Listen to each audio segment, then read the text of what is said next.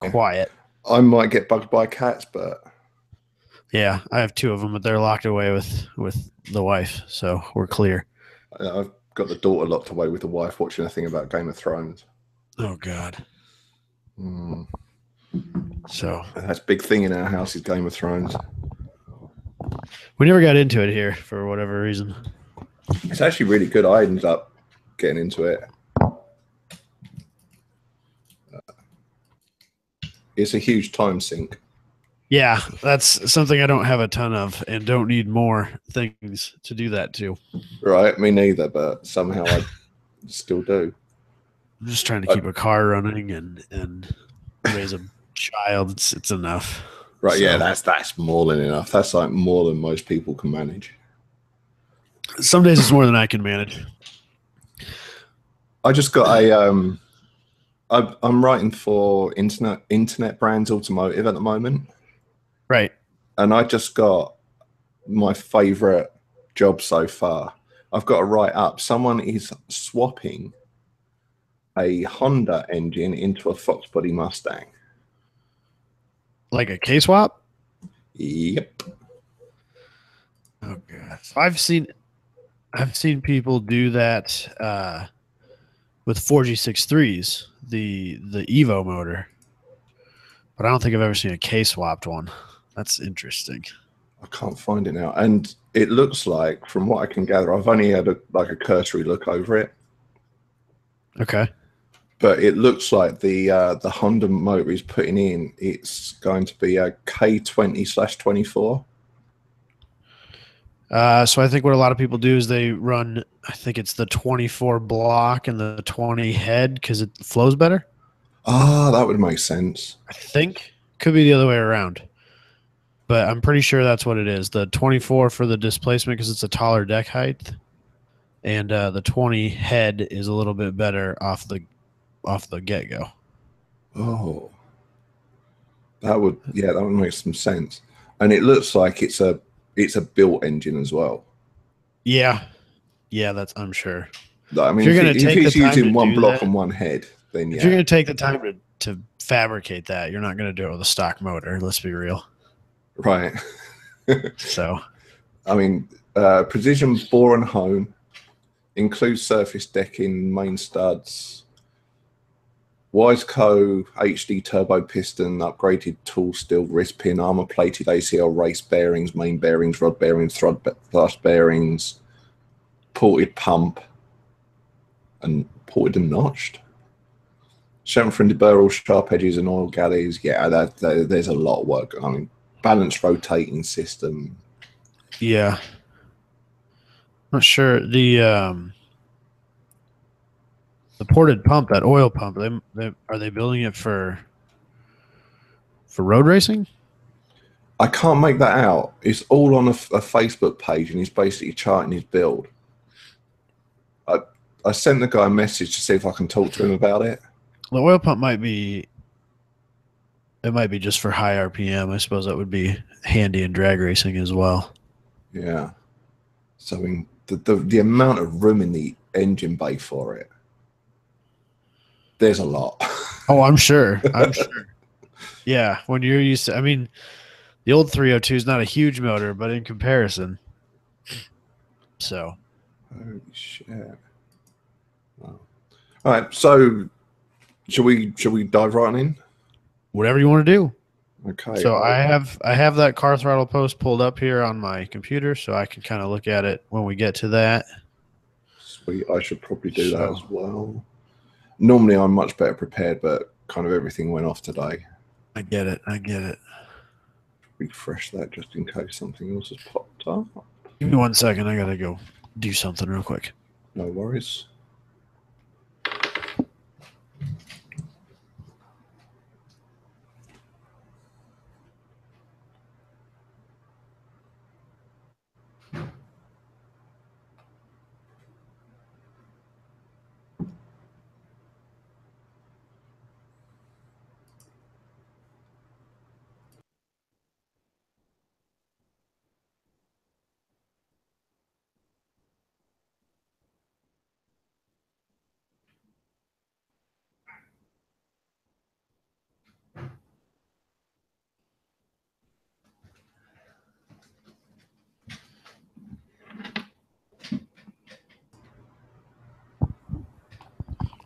All right. Sweet. Forgot my good headphones at work, so I'm stuck with these crappy things I don't like, but it'll be all right. I don't have good headphones. I have headphones in almost probably 8 to 10 hours a day. Oh shit! I buy ones that are comfortable. So, but What is yeah, it you do? I work for an internet provider. Oh, that's right. So I'm our lead tech, and I do most of what I do is fiber build out. So I spend most of my day splicing fiber in trailers or buildings or whatever by myself. Oh wow. So, but like today we have a small wireless network still. So today I climbed 2 separate 125-ish foot towers 6 times total. Jesus. So my feet are still very sore from standing on metal bars all day. So, yeah, and last week we had a thunderstorm roll through here and hit one of our towers, and one of our tall ones. So I got to climb to 325 feet that day. That was fun. Oh, yeah, I could not. I suppose it's one of those things. Once you've done it a few times, it probably doesn't intimidate you. So when I drive from where I live to where Michael lives to do recording, I drive by. There's a couple of 2,000-foot towers that are for TV, the local TV stations, and I just want to climb one once just to see how high I can go before I'm like, nope, that's it. That's all I can do. You've got a kid, dude. Don't do it. Honestly, as dangerous as it sounds, as long as you do it correctly with the right equipment, it's no more dangerous than anything else. Hell, it's probably safer than driving to work in the morning. Yeah. So if you do it correctly, you are tied off with at least 2 separate points of security at any given point in time. So at least 2. There are 3, but as you move, you have to have at least 1 undone at a time. Right. So, but you'll have at least 3 separate fall arresting setups at a time. Yeah. So I'm sure your company really does not want you to fall as well. Well, I've fallen once, but it was only from a roof, so it was no big. I only broke my foot, so it was no big deal. Actually, that's Hey, it bought my house, so. Oh, congratulations! Well, no, breaking my foot did. So. Well, still, congratulations. Yeah, because I have like an Aflac type thing. Right. Since it was workman's comp, all that money just came straight to me. Sweet. And so that paid for all my closing costs and all that shit. It was awesome. Was it worth it? I told my boss that with as much money as I made on it, I was just going to start doing it annually. I'm sure that went down well. Yeah, he told me if it became a pattern, I would lose my job. So no shit. I don't know what his deal is. I've broken a lot of bones, so it doesn't really bother me anymore. Oh wow, I haven't actually broken any yet. I've broken both arms twice. I've had surgery on one of my. I have plates in one of my arms, stuff like that. So how do you even do that? Rollerblading with Robbie. Yeah, that'll do it. So yeah, did a lot of stupid stuff when I was younger, even outside of cars. So same here. Somehow I got away with it. I damaged my knee on a BMX beyond, like, it still gives out on me sometimes, and I still have no real. I don't know why. I just got away with that one. Yeah. Oh, my knees, my wrists, those two are pretty fucked. Dumb, so, when the storm's coming. Yeah, I do for sure. So, right, let's fire this baby up then. I'll intro. I think I'm probably going to, kind of as an introduction to my viewers, ask you about your car history and your cars. Like, go, yeah. Yeah, that's fine. Whatever you need me to do. Sweet. So it's really dry here, as you can imagine. Welcome to the Both Hand Drive podcast. My name's Ian Wright. I'm here with Adam Nielsen from 1010. I had a brain fart. That's all right. That's all right. Let's try again. All right. Welcome to the Both Hand. Oh man. I'm going to be that guy. Normally, I never fail, but That's all right. all right. Welcome to the Both Hand Drive podcast. My name's Ian Wright. I'm here with Adam Nielsen from the 1010s podcast. Hello, Adam. Hello. I am saying Nielsen right, aren't I? There's not like Yeah. some weird. No, you're good. Most people say it Nelson. I don't have an O, I have an E. So that seems to be a thing, but it's all right. I'll take whatever. Oh, there we go. So yeah, 1010s podcast, one of my favorite podcasts, and I appreciate that. I distinctly remembering you all sucking at a quiz a little while ago. Oh gosh, that was something else. That was rough. It's a game changer when there's pressure, isn't it? It was a good time though. I enjoyed it. We need to do it again. That was a lot of fun, and it made me sound more knowledgeable than I am. Hey, whatever it takes, I guess. Yeah, and the youngest one, Robbie, won, didn't he? I think that we all four epically failed at keeping track of points and realized that we were wrong about that. Because Yeah. I think that a listener or two was like, wait a second.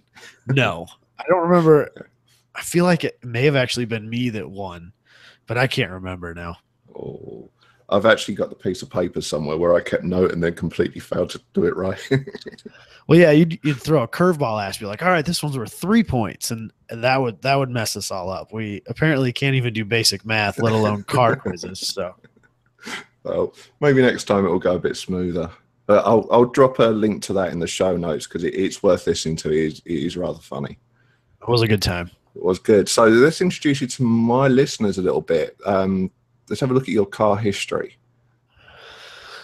You want me to start from the beginning? I'll start from the mean, beginning. I want I to want to know had a about ton the of bad cars. stuff mainly. So my very first car, oh God, my very first car was a 1970 Mercury Montego. I don't even know what that is. It's a boat. You could legitimately fit a twin-sized mattress in the trunk. Oh, wow. So it was giant. And it was a 4-door, bench seats all the way around. It was old enough. It did not have shoulder belts. That was a good time. Wow. Yeah, AM only radio. So yeah, that was my first car, 302, the Ford 5-liter, but it carbureted, which was a joy. Rear wheel drive. So yeah, that made it 6 months before I crashed into the back of the town lawyer's daughter's Jeep, and it met its early. Yeah, so that was kind of a thing for me. It was apparently running into the relatives of the lawyers in the town I lived in. So, but yeah, it met its early demise, and then I paid my dad $500 for a Ford Escort that he had given to him because that's the way my dad works. Oh, life lesson right there. Yeah. And then I don't even remember what happened to that or why I got rid of it. But after that came the infamous Cavalier, Oh, yes. which was body kitted and Lambo doored and stereoed beyond all recognition. So Oh, that's wonderful. That is just so wonderful. I loved it. I loved it so much. I would go back to it any day. Lambo doors. They were great. Was anyone impressed by it? Everybody. Are you kidding me?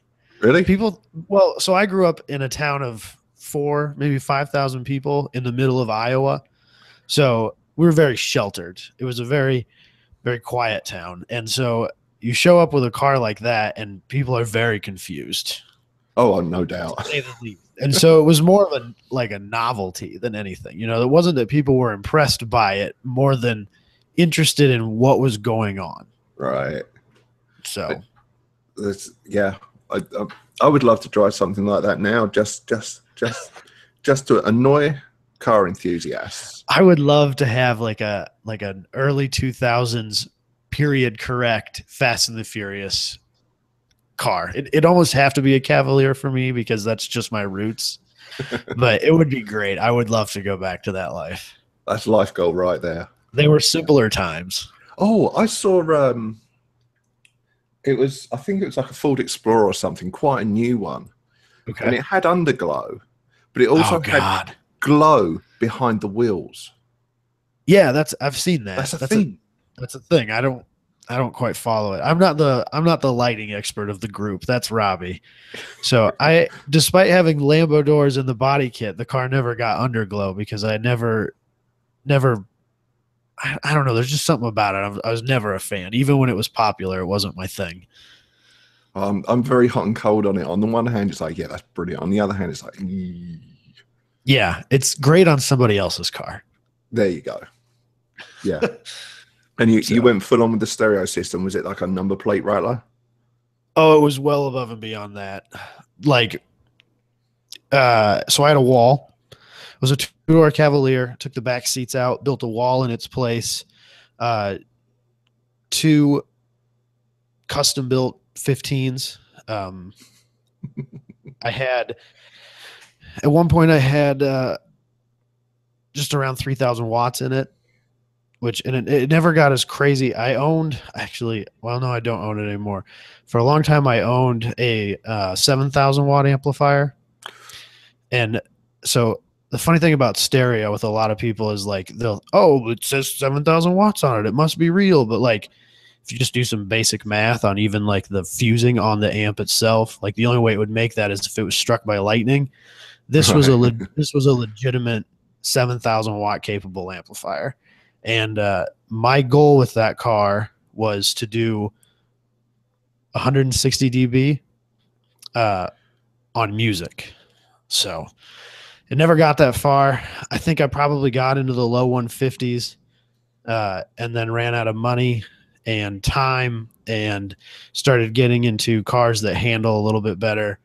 And the rest is history. So I still own a large portion of the stereo equipment, though. I've been trying to slowly liquidate it, but nobody wants to give me what I think it's worth, and I'm not quite at the point where I feel like I need to give it away. So, right.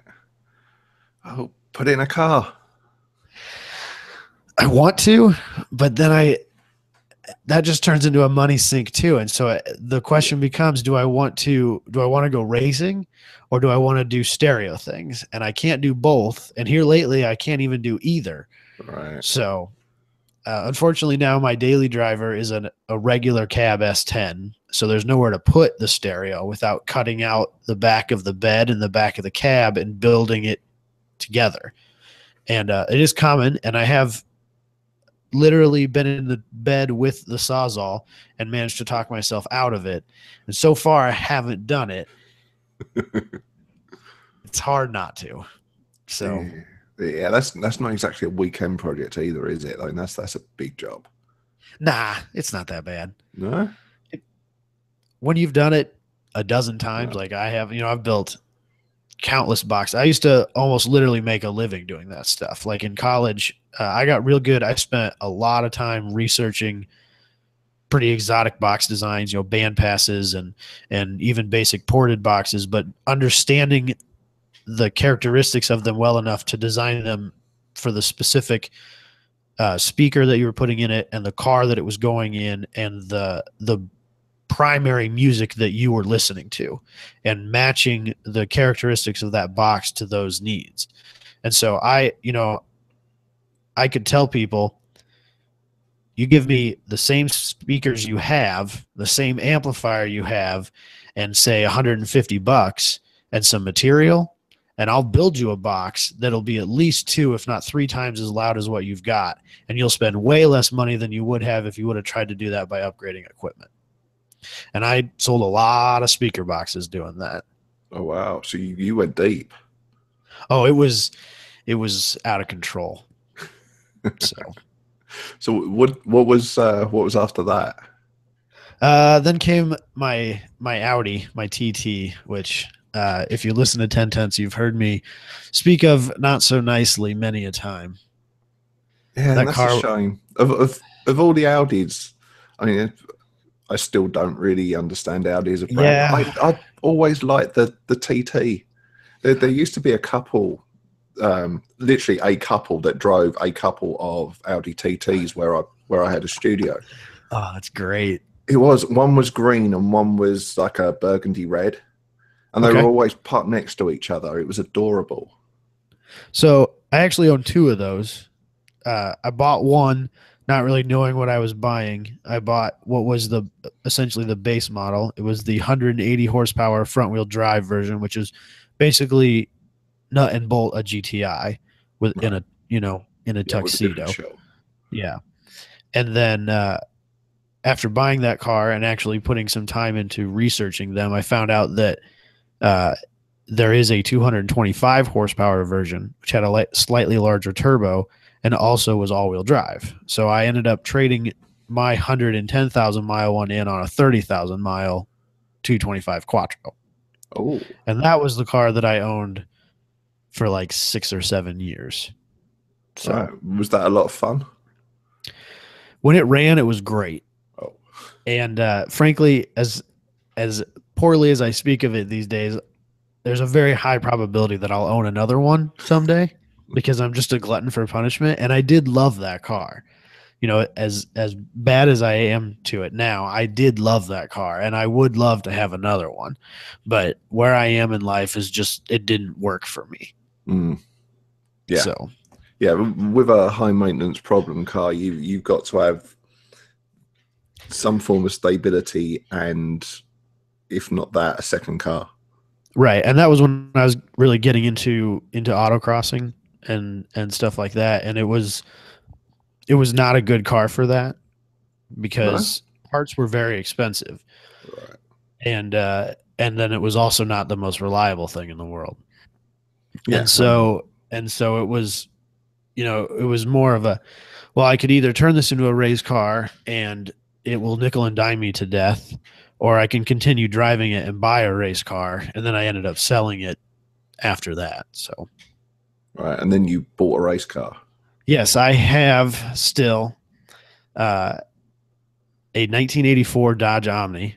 Uh, it's a GLH model. The So legendary Omni. yes, it seems to be. I'm second owner. It's been an autocross rig its entire life. It is a pretty well built car. It was built originally for street prepared competition. It was a class within SCCA Solo. It's a pretty low mod class. Basically, uh, intake and exhaust are open. You can do whatever you want to them. Uh, the motor internally basically has to stay completely factory. No aftermarket cams or anything like that. And suspension is open as long as it bolts into the factory locations. Oh, okay. There's So quite a lot of room to maneuver there, isn't there? yeah, it is for suspension and stuff like that. So so that car's got a header on it, of course, and a pretty rare Mopar performance piece that is a dual carburetor intake manifold for it, which is the bane of my existence as well. Uh-oh. So you're still on carbs? I am still a carbureted. Yes, my race car is still carbureted. So yeah. That just doesn't sound like fun to me. No, it's not. It's not. So they've been surprisingly nice to me, in all honesty. The ignition system has been the real bitch. But Right. yeah, the carbs, other than the fact that it does not, like, usually the first one or two events of the year and the last one or two events of the year, I don't even bother going to, because if it's below 60 degrees, the car just won't run. Right. And so, even if it's going to warm up to be 60 or 65 in the morning, it's probably in the 40s or maybe low 50s. And so it's just not, I'm not going to get there. It won't fire. I won't be able to get out of the driveway. I don't even bother. Wow. So it's just what it is. So why don't you go for something different? So the car is weird because it is, especially locally, it is truly a legendary car. The guy that owned it before me was a very well-known guy. I've taken that car as far as 3 or 4 hours away, and people have known it. It has won national championships before, Right. and it's just kind of it's a piece of history. I mean, it's in no way, shape, or form valuable because of it, but it's such a cool story and stuff like that. And that's the sort of stuff that I get hung up on with cars is I just love the story behind them and the people behind them more than the car themselves. That's fair And enough. because of that, I can't get rid of it. I just can't bring myself to move on because I'm never going to get a car that has as cool of a story as that one does. No, So no, that's pretty amazing. And yeah. so is it still got the suspension he was running on it? And No, when I got it, it had conies all the way around, and he built his own like coilover perches, but they were not height adjustable or anything like that. And one of them blew out, and I decided rather than getting them rebuilt, I have what I believe is one of one. Uh, they're made by BC, which doesn't have the best name in racing, but their higher lines are pretty solid products. I would not go out on, and say that they're, thoroughbred racing. They're no Oldlands or anything like that. But if you get into their higher lines, they're pretty solid setups. And so I think that mine is the only one in existence like it. But the fronts are basically SRT4 and the rears are basically early Mitsubishi Lancer, front wheel drive Lancer.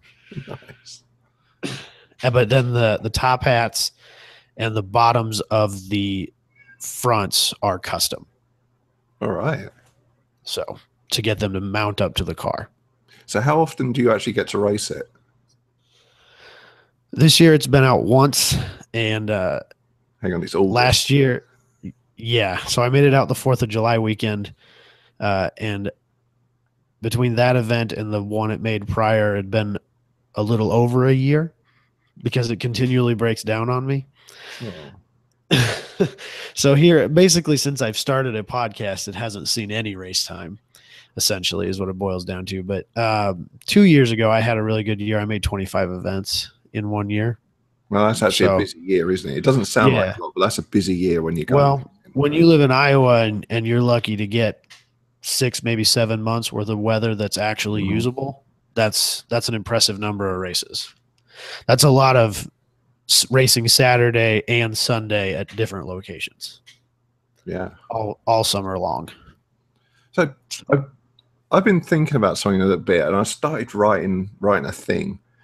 Okay. And then I knew I was going to speak to you, so I thought I'd bring it up with you. The idea of electric car racing, electric race cars. Yeah. No doubt you've seen the stuff about Formula E where Mercedes have left DTM to go to Formula E. Porsche is leaving LMP1, which is my beloved racing class. Is it really? Outside of production car racing, LMP1 is my favorite class. So I still would prefer seeing, real production cars being raced, but definitely over things like Formula One or IndyCar, I'll take LMP1 all day. Yeah, I'm with you. Formula One does nothing for me anymore. Absolutely nothing. Exactly. I've been going back and watching on the Motor Trend app. On demand. They've got a series of hour-long pieces going over the seasons from, I think it's like 1988 till now. Okay. And like watching the early ones like 98, 88, then was it 94 the year that Senna died?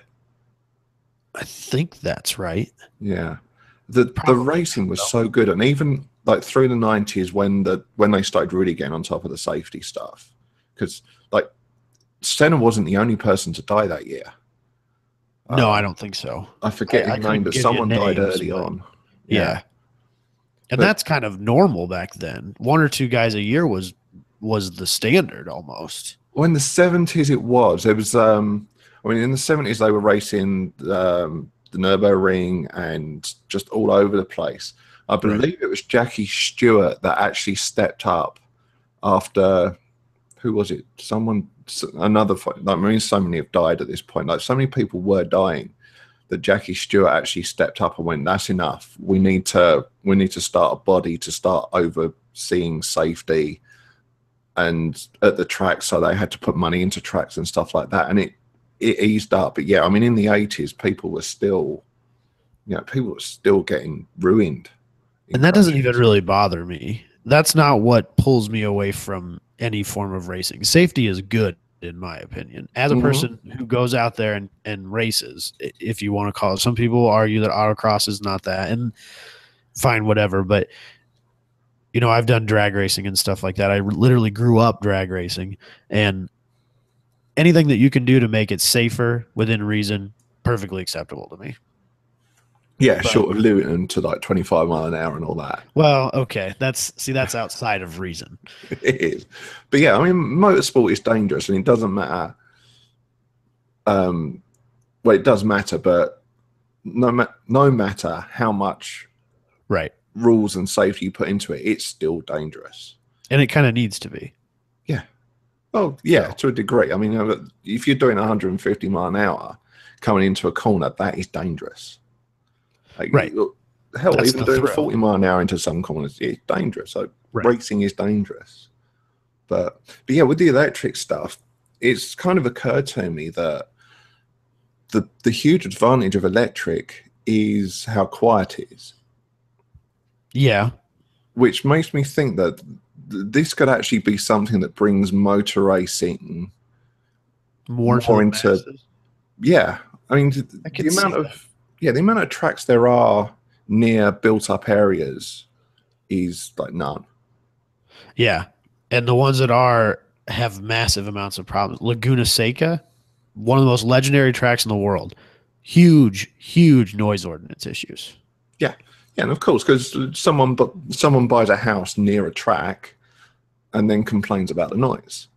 I think the National Corvette Museum is having that problem. Really? Even I think that they may have won that, but for a while they were having a lot of trouble with it. Yeah. Yeah. There's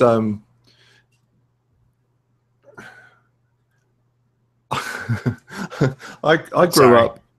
No, I was just trying to think this through. I kind of hate talking about it, particularly like you race real cars. I race RC No, cars that's all from right. RC cars from when I was like, I think I was 12 or 13. Yeah. And it's always been, you've got electric race cars, you've got gas race cars, and people that it's very much a parallel, I think, with what we're going to be seeing now. The gas cars are loud, they're noisy, they're dirty. You have to tune the engines. There's a whole thing with them, and they're really exciting to go watch. I mean, if you've never seen RC car racing, just go Google it, because you will be surprised. It's not what most people think it's going to be. It's actually really fast. Oh yeah, it's crazy. I can't believe that you guys can keep up with them, frankly. Yeah, it takes a lot of practice. Oh, I'm sure. And yeah, and like gas cars, they're two-stroke engines, so they're noisy, they're smelly, and everything's going on. But the tracks are few and far between because they have to be outdoor tracks, because with electric cars you can actually race in a big hall. And gas cars are like gas RC cars, they're not going away, but they are so expensive to run, and the tracks are so few and far between now that electric is still there. And if anything, electric's going to grow again, because I mean, my local one, it's been there I think something like 30 years. I was reading about it in RC car magazines when I was a kid. The Dirt in Hemet. That's a cool thing. Yeah, I mean, it was weird. Like I grew up reading the RC car magazines and all the American stuff that was going on, because America was kind of the epicenter of it. And I came out here, and all those people I was reading about in the magazines were racing at the tracks that I was going to. Like they were old boys now. They're old guys, but they're still massively into it. You know, most of them are like running companies and stuff, but they still come out. They bring their cars out and they come race with you. It was amazing. That would be cool. Yeah. But yeah, the point being that the electric cars are going to be a lot more modular. So if you want to, it's not like doing an engine swap, which is like a whole thing with a real car. Changing an electric motor is going to be relatively easy. I mean, electric motors haven't really changed in the past 30 years. It's the battery technology that's moving.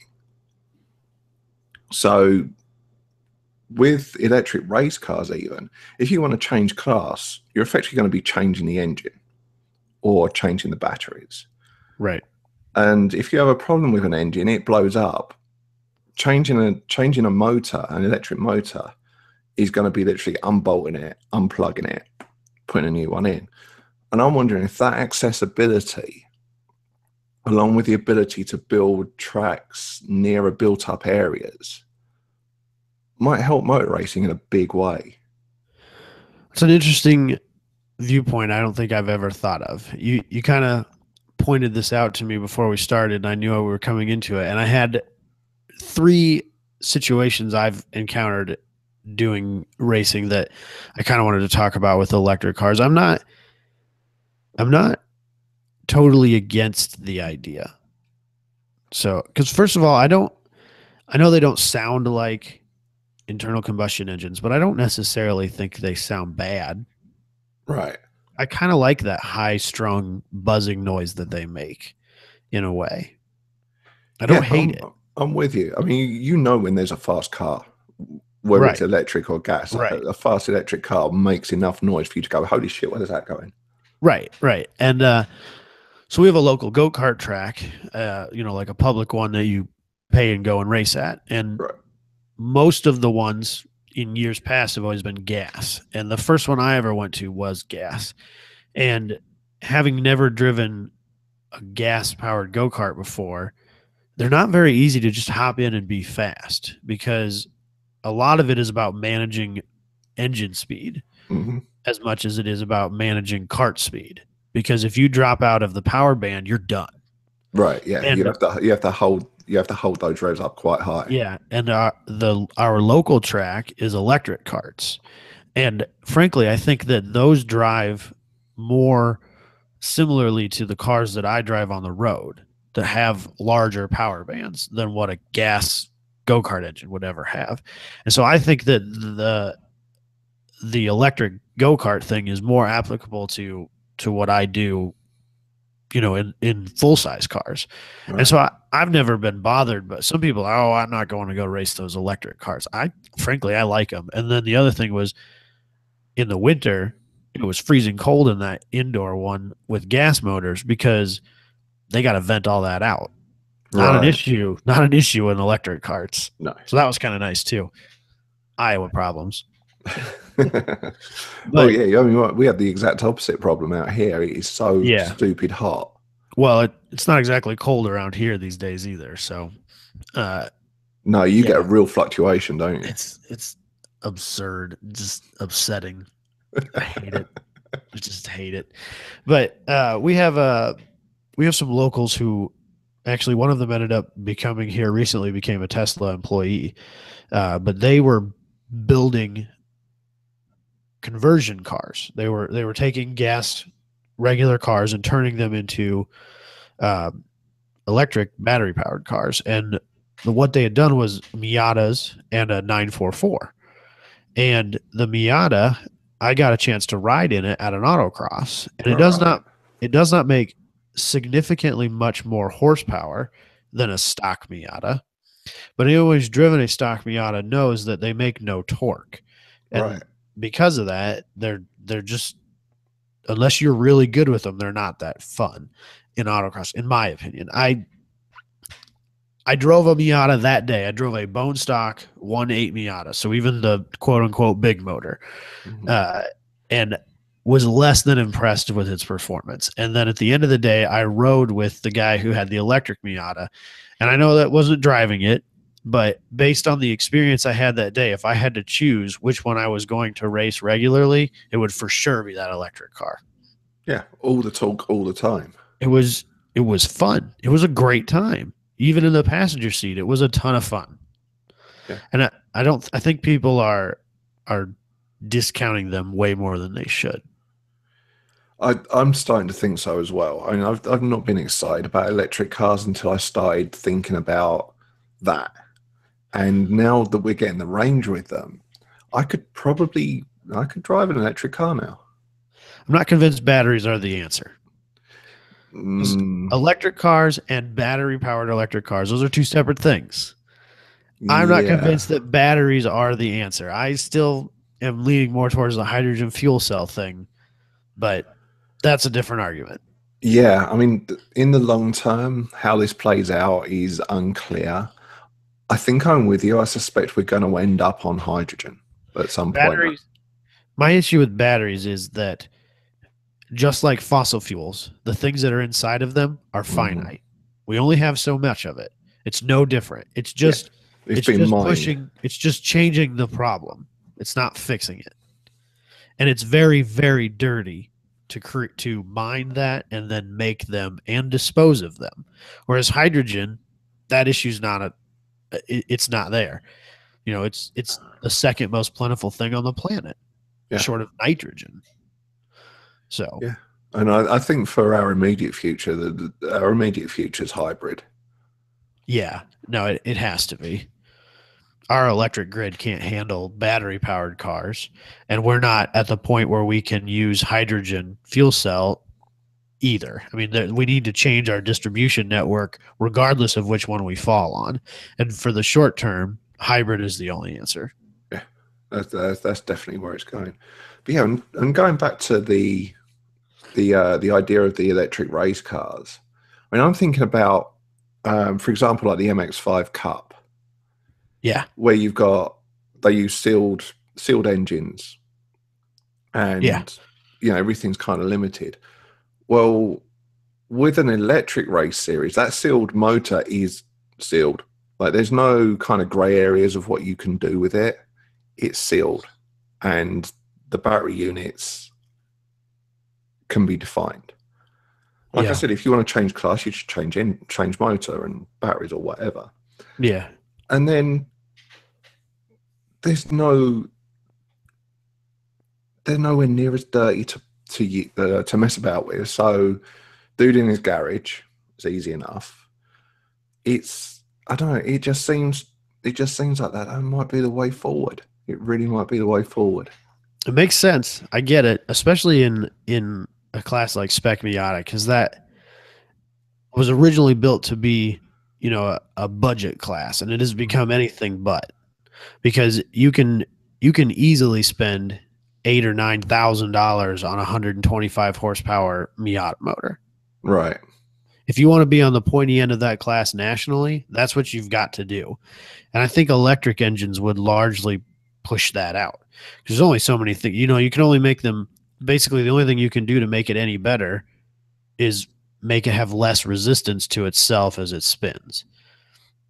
So, there's some bearing quality that you could change, but that's really about all you're going to be able to do to make it any more powerful than the next one Yeah, absolutely.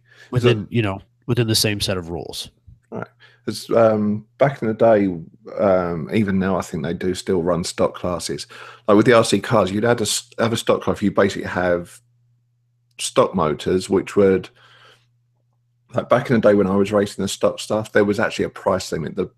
The price had to be under, I think it was like 30 pounds, but it was like a 27 single turn motor. Okay. And that was it. So they were always inexpensive. They were sealed. You couldn't do anything. Then you would have the modifier class where you could have whatever wind on the motor you wanted. And you could change the magnets in there and, do whatever you wanted. So stock class was always inexpensive and it was always the most fun because you were on a pretty level playing field. It was all down to, once you put, like you said, bearings. Once you put in high-end bearings into a car, there was not much else you could do with the power. Right. So it was all down to how you set up a car or what chassis you were running and how you set that up. And that made it a lot more interesting. Yeah, it becomes about the driver, which as is opposed to the car. what everybody seems to want. Yeah, racing. and that's where F1 lost me a long time ago. It doesn't seem to matter that much. I mean, it does to a degree, but it's not like I've been watching a lot of the British touring cars. Yeah, they've been really good. Like this year, particularly, it's been really good, and a lot of it is mainly the driver. The FIA World Rallycross Championships. I've been enjoying the hell out of that. I wish I had more time to get into that racing. I think it would be fun. It is fun to watch. I have seen a few, but I have not had the time to really get into it and follow it and, get a driver I like and stuff like that. Yeah, I don't think I've reached a point where I've got a driver I particularly like. I mean, it shows that Ken Block is a very, very good precision driver. Not the greatest. He's not a good race. He's not the best at racecraft.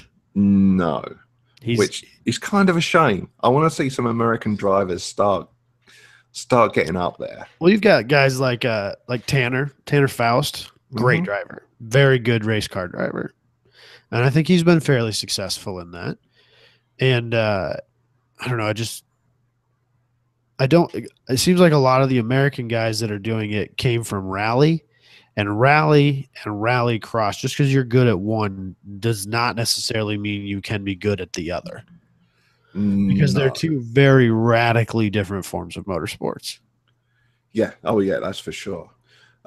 Some of them have crossed over, but it tends to be the really big guys, like the ones who just right. Just the Sebastian Loebs of the world who are just good at whatever they get in. Exactly. Doesn't matter. Yeah, you put him on whatever, he's just going to make it dance. Yeah. So those people are supernatural. Yeah, I wouldn't mind just a fingerful of that talent. Right. Just a fingerful. Right. I get it. Is there anything you wanted to bring up, or do you want to go on to questions? So I listen to Both and Drive pretty regularly, and you and Mark, you guys have a tendency to talk about how, I should just take the BMW and I should just go to an autocross. Just do it. Do it already. Do you know what the big problem is? Let's hear it. You give me whatever problem it is you give me, and I will find a reason why it's not a problem. I'm 6 foot tall. Okay. Maybe 6'1". Okay. And as you notice, I've got a shaved head. Right. I know when it's time to shave my head again because I can feel my hair on the roof of the car. Okay, so I can understand that, but an autocross, a long course is a minute and a half. I think you can survive. So put a helmet on and just cock my head and go for it. So you have a sunroof, don't you? Yes. See, that's what's killing you, because that's like 2, maybe 3 inches of headroom right there. It is, yeah. So, yeah. Robbie, when he had his 240, or when he was building his 240, that was one of the first things he had to get rid of was the sunroof. Gave him room for the helmet. But yeah, that's what you got to do. And I've seen lots of guys, especially in BMWs, with their head cocked to the side a little bit or slouched down a little bit more than they'd like to be, just to make it work. Yeah, it's a, I don't know, the E46 is a weird car for the seating position, I think. I've heard that. I like it, but it's just kind of a bit weird. And that whole head thing, I wish I'd have thought of it before I bought it, because I probably would have gone and got something else. On the other hand, I'm probably gonna change at least the driver's seat at some point and put something in that hasn't got electric motors underneath it and can probably drop it a couple of inches. That makes I totally get that. Like, I'm normally that person that when I go, I want to do something, I'll go do it. But I am kind of making excuses for not going. A lot of people I know seem to make excuses. Oh, my car's not the right car. And the first thing I will tell them, I've never met a car with an autocross. Right. There's no such thing. Your mom's Ford Flex, let's do it. Whatever. Doesn't matter. Let's go autocrossing. It's a great time no matter what you're in. It doesn't matter if it's slow, if it's fast. Frankly, it's probably better if it's slow. And I guarantee you will not win. You will get beat by a Miata. You will get beat by a 100 horsepower Civic, and you're just going to have to deal with it. Of course. Yeah, I mean, anytime I go back to the RC car race, I know it's not the greatest of things, but there's always someone faster than you. And the first time you go and race, you've got to go in there with the attitude like, I'm going to suck, and it's okay to suck. That seems to be the biggest hurdle for everybody. Yeah, it's an ego thing, a pride thing, and frankly, I don't have a problem with sucking because I know I'm always going to get better at something. I think that comes with age. Quite possibly. I am getting on a bit now. So yeah, you're 18, 19, early 20-year-old kids. They don't want to be that guy. But like my very first autocross event I ever did, my very first cone chasing autocross, out of 6 runs, I was off course all 6. I didn't even get a single published time that event. But you know what? Didn't matter. Still had a ton of fun. Was still hooked. Still was back the next week. So I can understand. just do it. You just got to do it. Yeah, there's one in San Diego at the Qualcomm Stadium quite regularly. I've seen pictures of them. You have a huge region. That's a great part about it. I guess so, yeah. But I went up to, there was a Cadillac do a little event. It's not open to the public and that. Right. But they put up a little autocross track, and I blasted around that a couple of times in a CT6, and it was a lot of fun. I didn't come off the track. That's of any Cadillac that I can think of that they make right now, that's got to be one of the worst ones you could do an autocross in. Still fun. Why is that? Well, because that's a big-ish luxury car. That is not a sport car. That is not a V, ATS-V, CTS-V, base model ATS even. That's their biggest and comfiest and waftiest car they make. I don't know about wafty. I was actually quite surprised. I was. Yeah, they kind of want to be America's BMW, and so they're probably not the old Cadillacs that I'm used to driving. No, but you're right there with the comfort. I mean, it's heavy. It's got to be really fucking heavy. Right, exactly. But it was still fun, wasn't it? It was a lot of fun, even though there was no clock. The other problem is I am insanely competitive. I try and temper that as much as I can, because if I go into something competitive, I will end up throwing all my time and money at it. Well, so that's kind of the nice thing about autocross is that you can go in as deep or not as you want.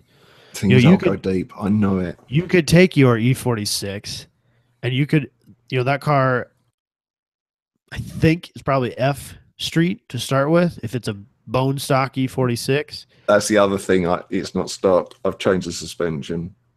Well, so wheels, are they factory wheels? Yes. What'd you do with what suspension things have you changed? Just the springs and shocks. All 4? Yeah. Okay, so you're in street touring then. Not a big deal. That car could still be made to be very competitive in that class for a reasonable amount of money. And the great thing about living in an area where you live, where you have a larger region than we do, is that you're always going to have someone there to race against in that class. Whereas me in the Omni, I've literally, of all the races I've ever done, I have never raced a single person in my class. So you're a class winner then? I have a trophy. It's right over there. Prepared, class winner, 2015. That's beautiful, man. It's the only person in that class all year, but that doesn't matter. I still have the trophy. Oh, I won a race series in the UK for 1/8 scale gas. And it was at my home track. That's a pretty good sized RC car at that point, isn't it? 1/8 scale. Yeah, it weighs like 3.5 pounds. If one of those hits you, because they're up there doing 40, 45 mile an hour. You're going to feel that for sure. Yeah. And I've been hit a couple of times. I've seen people get hit. Oh my God. Here, like a 1/10 scale is like a 1/10 scale 2-wheel drive is really quite light. Right. And our track had like around the back end, it had a big double jump. It was just like whoop up in the air, maybe 8-foot gap. And after a race, a couple of us just stayed just to thrash around and chase each other around. Tends to be more fun than the racing sometimes. Yeah, it can be. Yeah, because you're relaxing, so you drive better.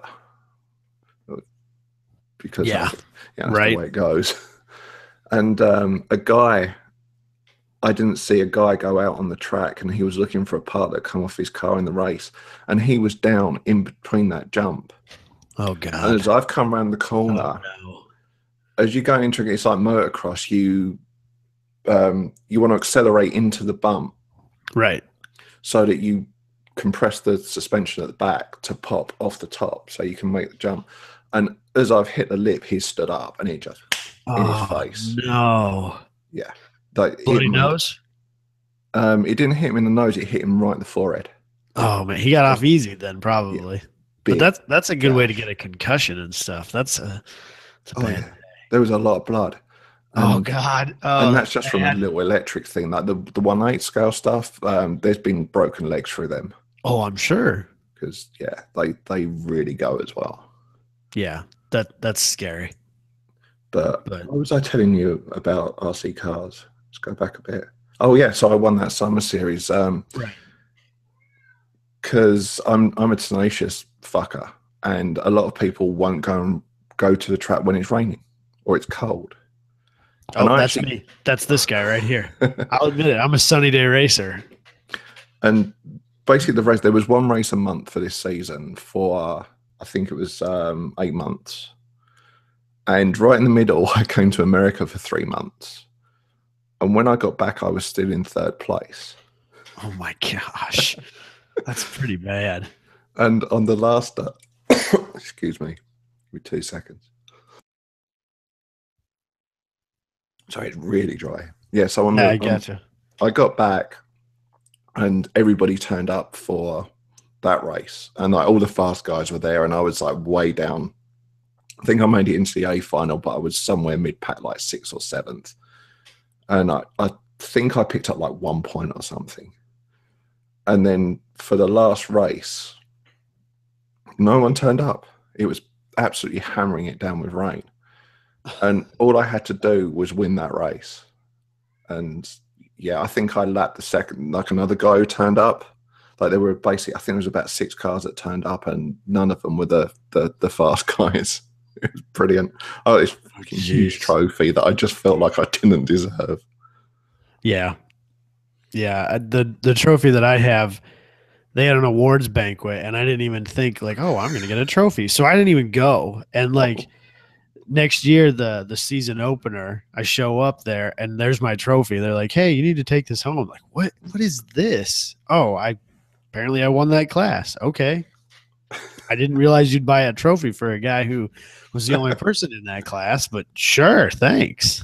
That's magnificent. You shouldn't confess up to that. You should have just told me you won a No, trophy. it's way funnier that way. It's a way better story when you tell people that you were literally the only guy in that the entire year. All 7, 8 races, whatever I did that year.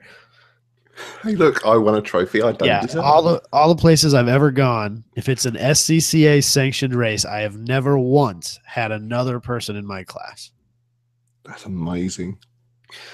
The SCCA is like 45 classes. It's out of control. That doesn't seem reasonable. And so that's what you end up that's what ends up happening is you'll have a couple of classes, especially regionally, you'll have a couple of classes that there's a bunch of people in, and then a couple of people who are in classes by themselves. Mm. Because you'll have whatever popular car it is locally, you'll have a bunch of people who have that car, and a lot of them will mod them similarly, and then they'll end up all in the same class. So that's kind of the thing that bothers me about it, but that's why I don't really, I'm just there to beat. The only thing I care about is being faster than Michael and Robbie and a few other of my friends, like on raw times, just on the board. Who is higher up from the bottom? It's all that matters. Treat it as an actual race meeting rather than a class. Right.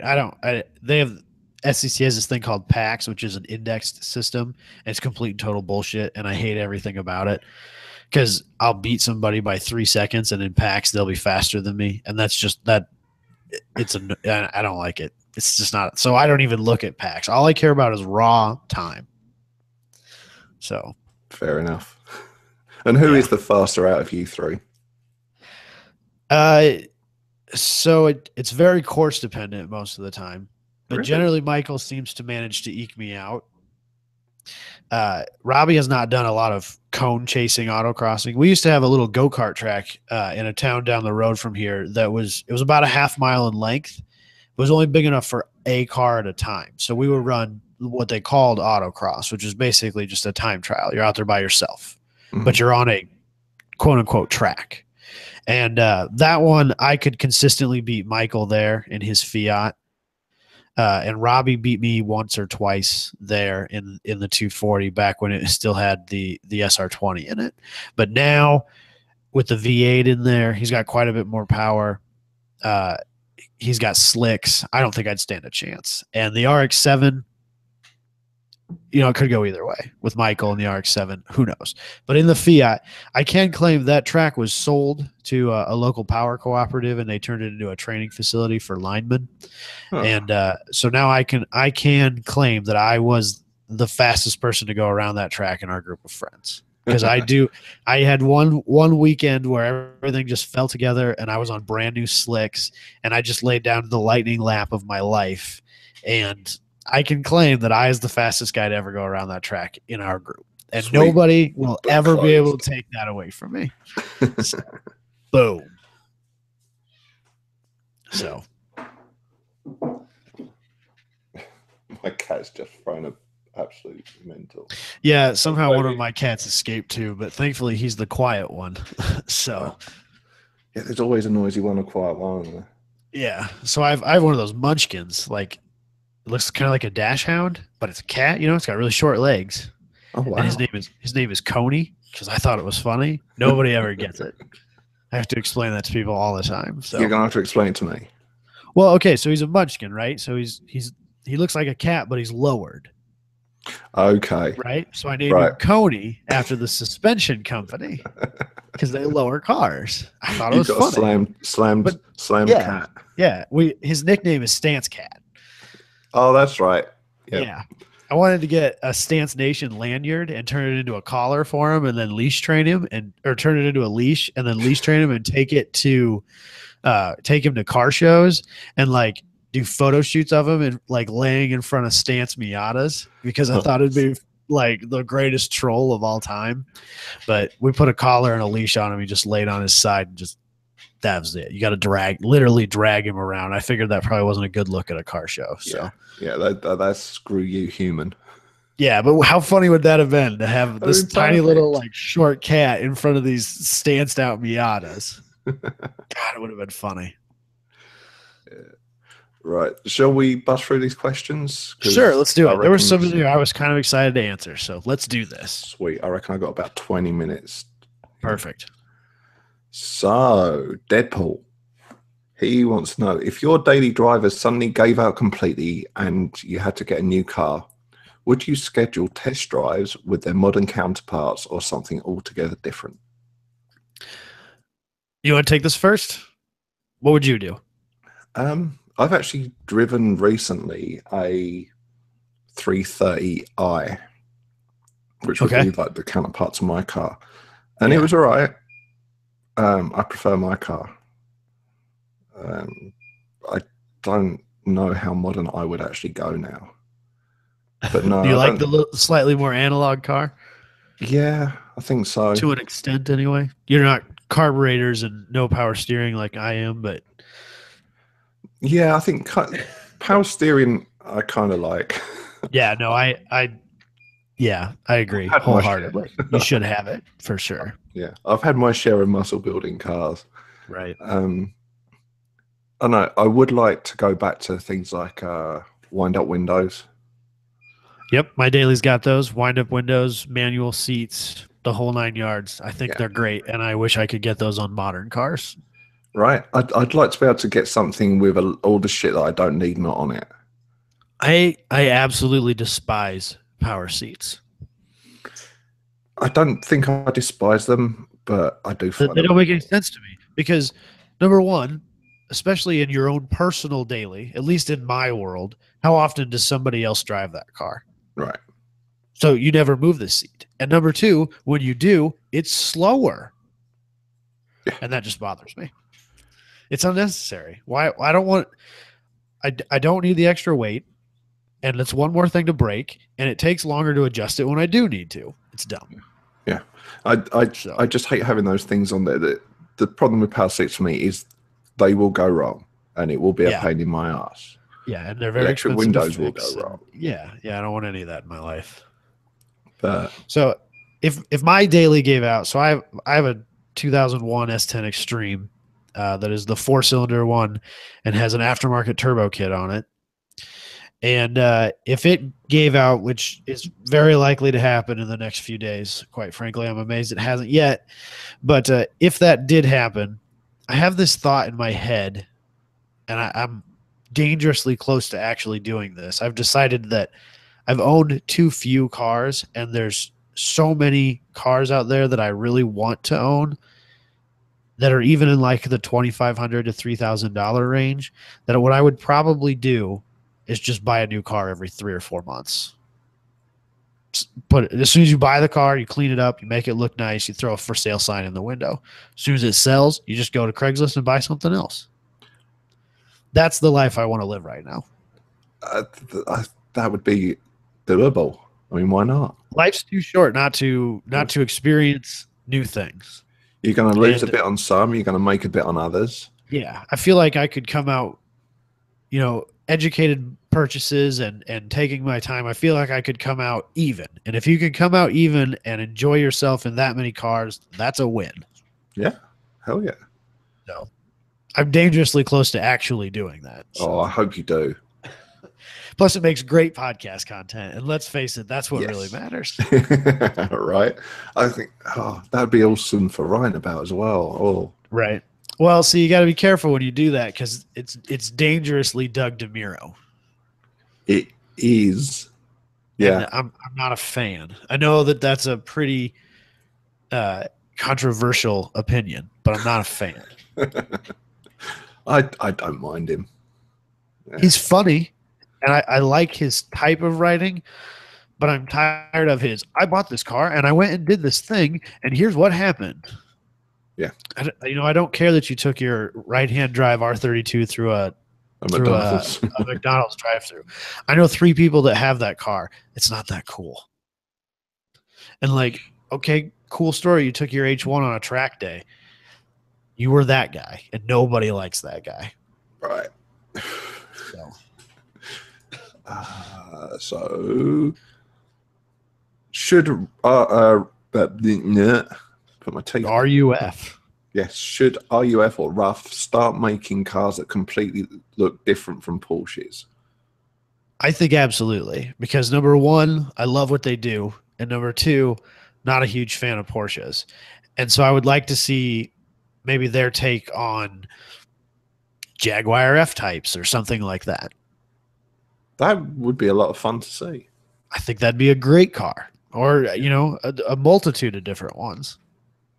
I love the videos of that guy working. Right? If you see, he doesn't measure anything. I know, he just goes for it. Yeah, he's like the Right. master butcher. He just doesn't need to weigh anything, do anything. I'm kind of at that point with I make holsters. I'm kind of at that point with holsters. He's at that point with fucking cars. Like, dude. And I think that's RWB. Oh, sorry. I'm thinking of RWB. RUF, like the they're the performance like guys. the Yellowbird, Yeah. that Nürburgring lap that is out of, and they were in Gran Turismo 4 and 5. Yeah, beg your pardon. I'm thinking of RWB. Yes. Okay. Yeah, they take 911s and turn them up to 11. Yeah, and I'd like to see them do that to other cars. Oh, that would be awesome. Like the Jaguar, like you said, would be great. Yeah, and I'm not a huge fan of 911s. That just don't really do much for me. What? You're weird. So I know. You don't even know. My depravity is endless. So. What else could they do? I mean, Jaguars are one of those cars. It'd be fun to see them go at BMWs, wouldn't it? Well, yes and no. It would be interesting, but at the same time, there's plenty of other people doing it. They wouldn't really be able to do They really wouldn't be able to do anything that radically different from like a Dynan. This is true. Or something like that. And so I would rather see more niche cars that maybe don't have as many aftermarket companies going after them. Yeah, 'cause I really don't think Jaguar. That said, I don't know where I can else. think of right now that are kind of in that space where they are performance cars, but Yeah. people don't really do a lot with them. Yeah, as I say that, I have a hard time thinking of anybody else that fits in that space. Oh, and that makes sense with what they do. Yeah, yeah. Well, I'm gonna have to think about that. Yeah, But yes, we would. absolutely. If you had to remove a car from history as if it was never made, what would it be and why? The Mustang too, because it's abysmal. I just hate it. There's It nothing is good about it. horrific. I hate it. Horrific. It's terrible. Without the Mustang Nothing- 2, you wouldn't have got the Mustang 3. Nothing would be any the worse or better if it was gone. It's a nothing to me. It's just my neighbor has one and I don't like him, and so that just really seals the deal for me. But it is one of the ugliest cars ever made, I think. So bad. And even like the performance version, the Cobra Jet, it's hilariously terrible. It is a Rice Mustang, isn't it? It really truly is. It's like, oh, yeah. I totally understand that, and I would be down with it. I'm having a hard time coming up with it because I kind of like shit cars. I know, right? That's kind of my thing too. I kind of like shit cars. There's not a whole lot of cars that when I see them, I'm just like, oh, that car makes me angry. Even like the go-to for this kind of thing, which is the Prius. I kind of like Priuses. They are really good cars at what they do. I would love, if I had more money and probably the same amount of sense, frankly, I would buy a Prius C, the short one, and turn it into an autocross car. Strip it down, put some big slicks that don't fit in there, have them stick 3 inches out all the way around, slam it. Bit of rubbing. Yeah, see if I could like supercharge it or something stupid, and just go out there and try an autocross. I think it'd be great. You got the torque fill from the battery, and I think it'd be kind of funny. I vaguely remember someone writing about taking one autocrossing. I think he took a press car and went autocrossing it and quite liked it. There's a guy by the name of Paul Sexton that actually is fairly successful racing his daily Prius. Wow. So on a regional level, I think he's won his class regionally even. And it is in a class, I believe, if I'm not mistaken, it's in the class with the Fiesta ST. I mean, it's not like it's in a class with a bunch of terrible cars. Well, no, yeah, there's a bit to it. Yeah. I can't really come up with one. Honestly, I can't. Yeah. Like I said, there's not a lot of cars out there that, like, when I look at them, I just wish that maybe like a Murano Cross Cabriolet. It doesn't seem to make any sense. It was completely unnecessary. It doesn't really need to exist, I suppose. Unnecessary, like, I don't need to drink Coca-Cola. I could just drink water. Yeah, but it's also not good. And it doesn't fit a niche that needed to be filled. It's just very nonsensical. It's not what I want Nissan to be doing. You know, you kill the S chassis and you give me that. What are you doing? Yeah, there's unnecessary when you've done everything else is kind of fun, but yeah, I get that. So Aaron would like to, that was the Mark V. Aaron would like to know, what's the British car scene like over in the US? I'm aware that certain sports cars like old MGs and Triumphs sold well over the pond. Do you see them around? They're actually really, really popular autocross cars. So I see them really quite regularly. Oh yeah. Actually, I guess it's kind of hard to call it. It's the Bug-Eyed Sprite. That was British, right? Yes. That was Austin Heatley. Yeah. So it's kind of hard to call it this, but it vaguely resembles a Bug-Eyed Sprite. It's probably one of the fastest autocross cars literally in the country. It is, I can't think of the guy's name now. I wish I could so that you guys could go and look this thing up because it's out of control. It has a 2-rotor motor with a turbo on it. It's wide bodied. It's got a whole bunch of aero. I think it might even be essentially a tube chassis. It is legitimately one of the single fastest autocross cars in the country. I'll look that up and I will put it in the show notes for people to go look at. I wish I could remember it. I'm going to try and find it because I'm going to be that guy. But yeah, I don't know. Maybe they're just more popular around here than they are a lot of places, but I see MGs quite regularly, actually. Yeah, I see them once in a while. I don't think I've seen any Triumphs.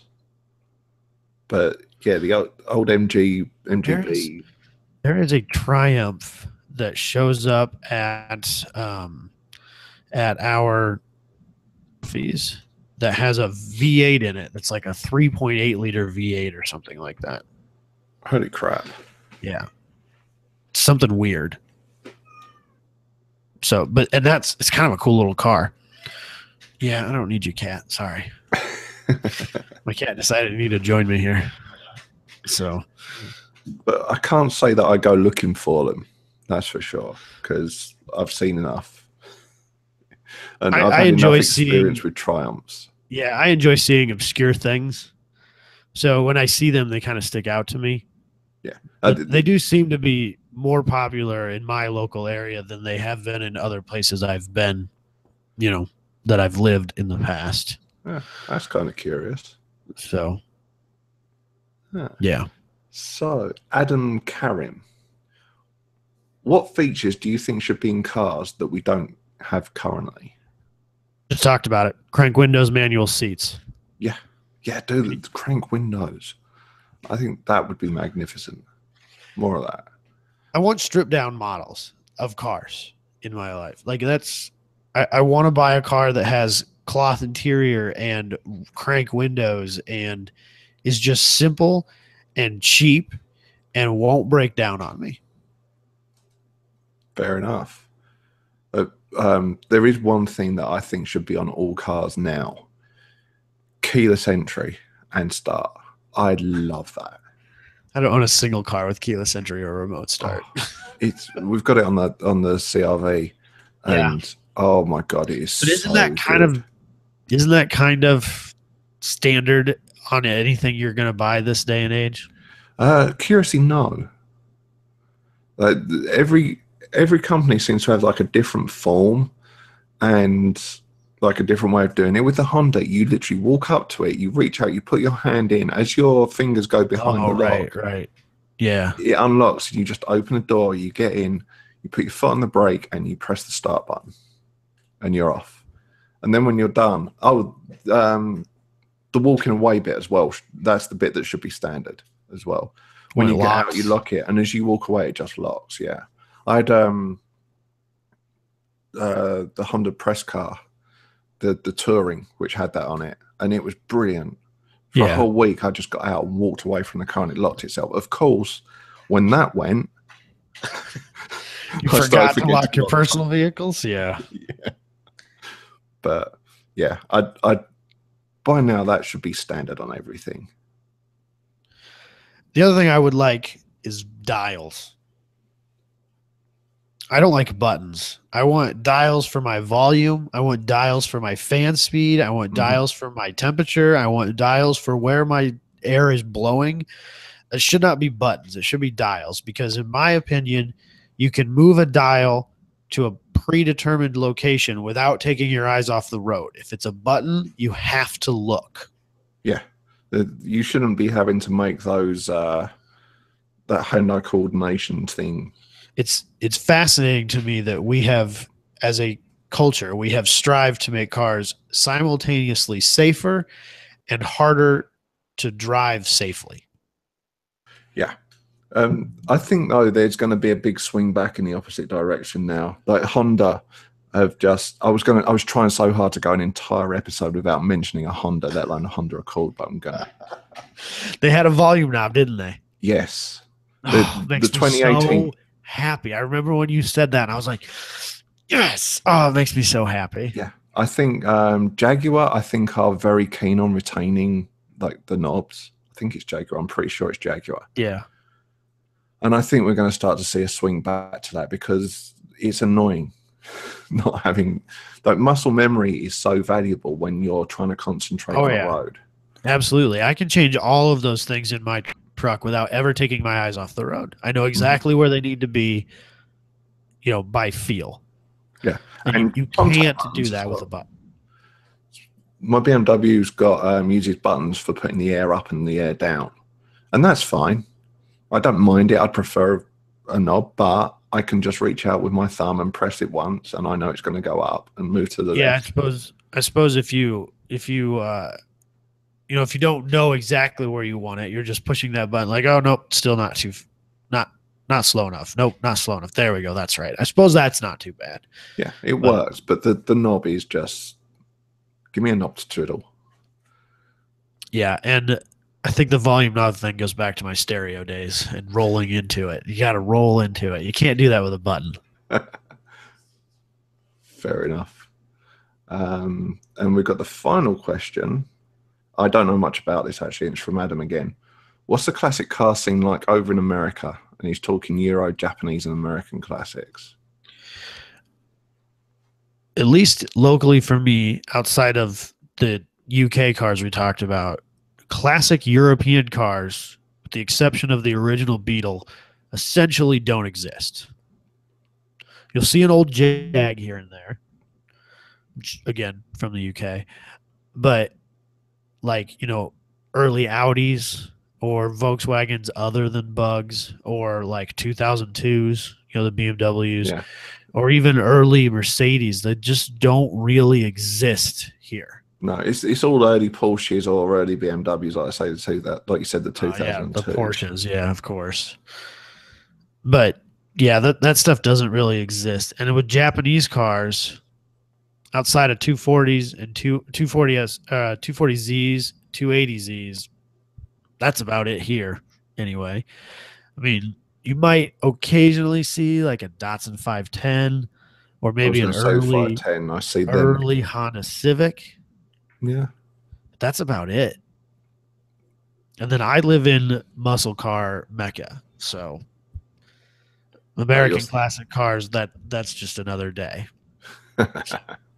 Literally, as you drive down the block I live on, half of the houses have muscle cars in their garages. So fair enough. Yeah. The American classic cars are everywhere. It's pretty cool. Listen, I have to wrap up. Unfortunately, I have to go. No, that's fine. It's getting kind of late here for me. So. Oh, it must be, yeah. Thanks ever so much for coming on, Adam. I absolutely. Really appreciate it. And it's great to catch up with you and one-to-one this time.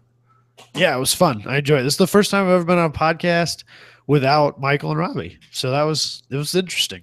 Well, there you go. Fuck those guys. You don't need them. Yeah, who needs them? I'm just going to start doing this every week. You should. I'm going to have to get the trio now. I'm going to have to track down Robbie. Yeah. Oh. He's going to be real hard to get here soon. He starts his master's program in a week or two. So his free time is going to go away. Oh. So that's all right. Well, wonderful. Tell people where they can find you. Yeah. You can find us, 1010s Podcast, literally anywhere. Facebook, Instagram are our two big ones. We're also on Car Throttle. Follow us there. We're on Drive Tribe. We're on Twitter. You can find us anywhere you get podcasts, and YouTube. We have a pretty active YouTube channel. We're trying to do more stuff. We just released a video there. We release our episodes there every week with slideshows so that you can follow along with the ridiculous and obscure things that we talk about that nobody knows. Visuals. So yeah, it's nice.